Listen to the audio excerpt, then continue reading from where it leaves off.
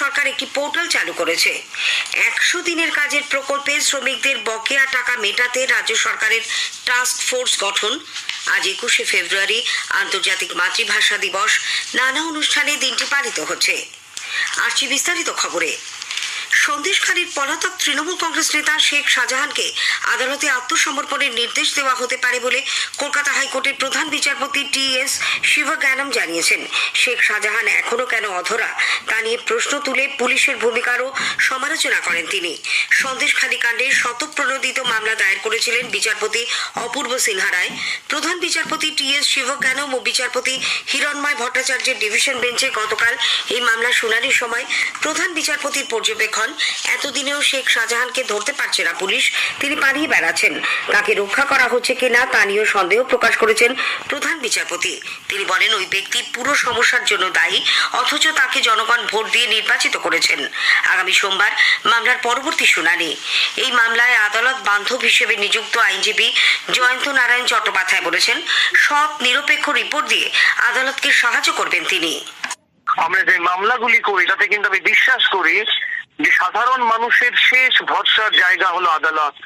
রাজনীতিবিদরা তাদের মতো করে করছেন, সাধারণ মানুষ, সমাজসেবী সংগঠনগুলি তারা চিন্তিত, মিডিয়া তারা এই মামলায় পাশে এসে দাঁড়িয়েছেন সাধারণ মানুষের বা ভিকটিমদের।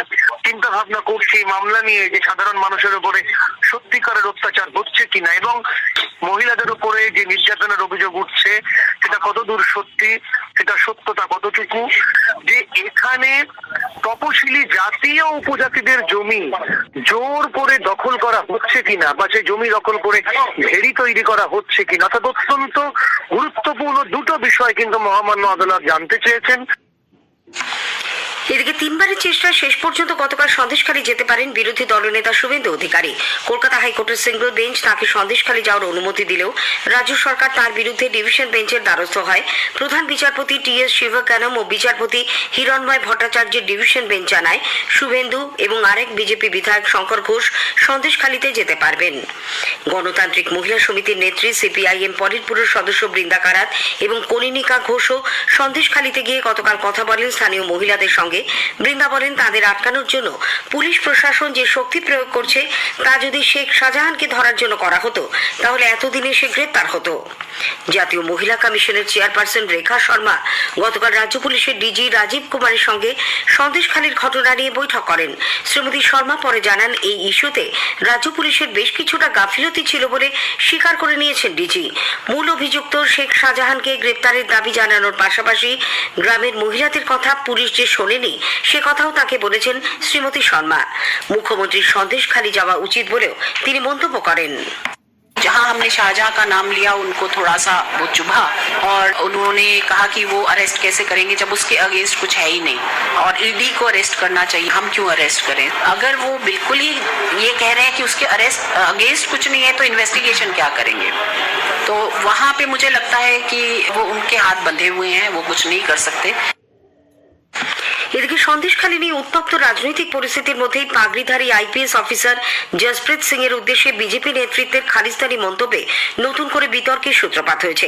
গতকাল সন্দেশখালী যাওয়ার পথে বিরোধী দলনেতা শুভেন্দু অধিকারী, শঙ্কর ঘোষ, অগ্নিমিত্রা পাল সহ বিজেপি প্রতিনিধি দলকে ধামাখালী এলাকায় আটকে দেওয়া হলে কর্তব্যরত এসএসআইবি জসপ্রীত সিংকে লক্ষ্য করে উড়ে আসে এই মন্তব্য। এর তীব্র সমালোচনা করেছেন এডিজি দক্ষিণবঙ্গ সুপ্রতিম সরকার।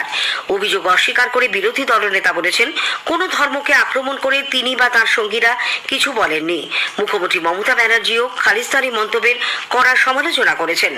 এই মন্তব্যের প্রতিবাদে এবং বিজেপি বিধায়কদের ক্ষমা চাওয়ার দাবিতে পথে নেমেছেন শিখ ধর্মাবলম্বী বহু মানুষ।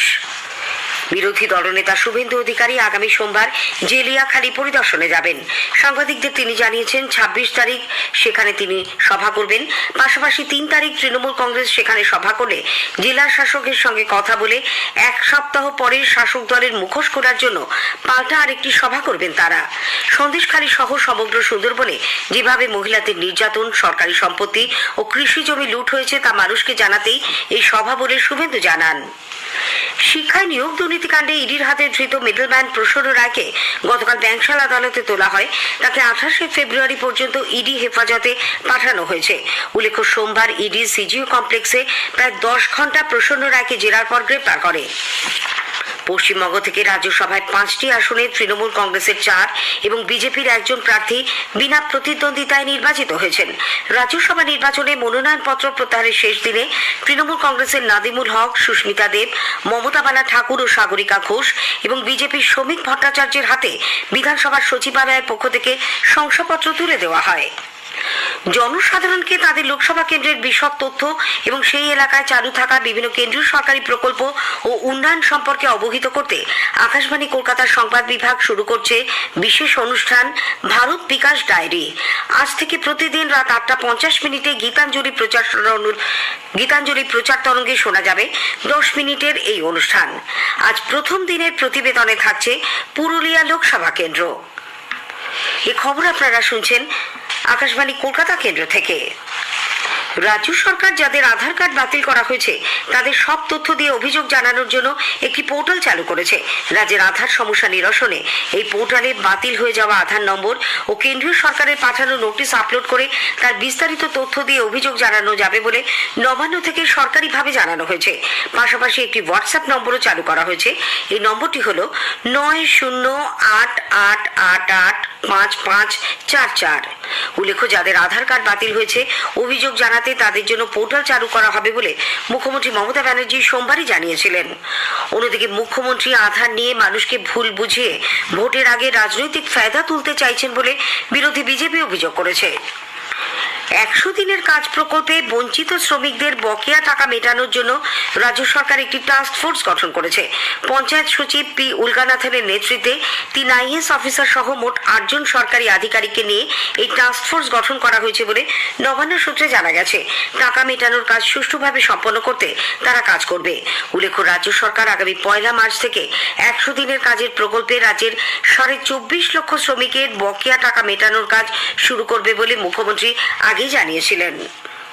আজ 21শে ফেব্রুয়ারি আন্তর্জাতিক মাতৃভাষা দিবস। 1952 সালে তৎকালীন পূর্ব পাকিস্তানে জোর করে উর্দু ভাষা চাপিয়ে দেওয়ার প্রতিবাদে ঢাকায় স্বৈরাচারী শাসকের বিরুদ্ধে পথে নামে যুব সমাজ। পুলিশের গুলিতে প্রাণ হারান রফিক, জব্বার, সফিউর, সালাম ও বরকত সহ আরো অনেকেই। সেই দিনটির স্মরণে প্রতি বছর 21শে ফেব্রুয়ারি শহীদদের স্মৃতি তর্পণ করা হয়ে থাকে। একটি প্রতিবেদন। ভাষার জন্য আত্মবলিদানকে স্মরণ করতে রাজ্য জুড়ে পালিত হচ্ছে আন্তর্জাতিক মাতৃভাষা দিবস।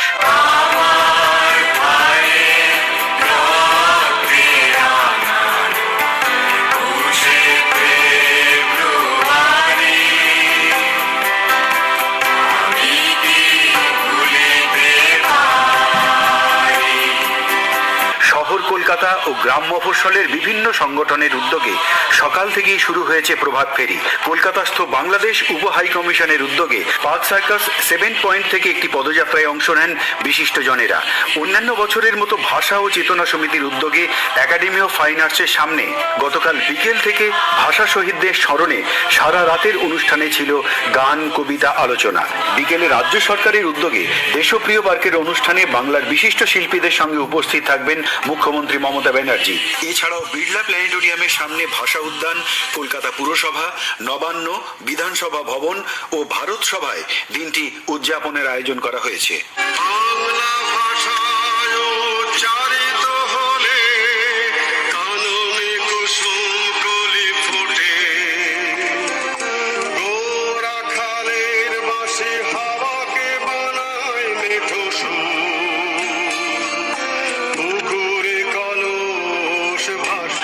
চক্রবর্তী, আকাশবাণী সংবাদ, কলকাতা। মুখ্যমন্ত্রী মমতা ব্যানার্জি আন্তর্জাতিক মাতৃভাষা দিবসে শুভেচ্ছা জানিয়েছেন। হুগলির কোন্নগরের কানাইপুরে ঘরের মধ্যেই 10 বছরের বালক শ্রিয়ান্ত শর্মার খুন হয়ে যাওয়ার ঘটনায় তার মা শান্তা শর্মা এবং শান্তার এক বান্ধবী ইরফাত পারভিনকে পুলিশ গ্রেপ্তার করেছে। দীর্ঘ জেরার পর গতকাল তাদের গ্রেপ্তার করা হয়। এদের আজ আদালতে তোলা হবে। শুক্রবার রাতে বাড়ির সকলে কাজের সূত্রে বাইরে থাকায় একা ঘরে বসে টিভি দেখছিল শ্রিয়ান্ত। খুড়তুতো বোন ঘরে ঢুকে তাকে রক্তাক্ত অবস্থায় পড়ে থাকতে দেখে। পশ্চিম মেদিনীপুরের ডেবরার ভগবান বসান এলাকায় গত সন্ধ্যায় এক হোমিওপ্যাথিক চিকিৎসক ও তার স্ত্রীর খুনের ঘটনায় চাঞ্চল্য ছড়িয়েছে। রোগী সেজে আসা দুই দুষ্কৃতীর হাতে খুন হন শেখ আলাউদ্দিন নামের ওই হোমিওপ্যাথিক চিকিৎসক ও তার স্ত্রী হীরা বিবি। রাতেই পুলিশ দম্পতির মৃতদেহ উদ্ধার করে ময়না তদন্তে পাঠায়। পূর্ব ভারতের ওপর পশ্চিমী ঝঞ্ঝার প্রভাবে বঙ্গোপসাগর থেকে প্রচুর জলীয় বাষ্প বায়ুমণ্ডলে প্রবেশ করায় আজও আগামীকাল রাজ্যের বিভিন্ন জেলায় বজ্র বিদ্যুৎ সহ বৃষ্টি হতে পারে। আলিপুর আবহাওয়া দপ্তর আজ দক্ষিণবঙ্গের বীরভূম, পশ্চিম বর্ধমান, মুর্শিদাবাদ, নদিয়া এবং উত্তরবঙ্গের জলপাইগুড়ি, দিনাজপুর ও মালদায় বৃষ্টির পূর্বাভাস দিয়েছে। স্থানীয় সংবাদ শেষ হলো।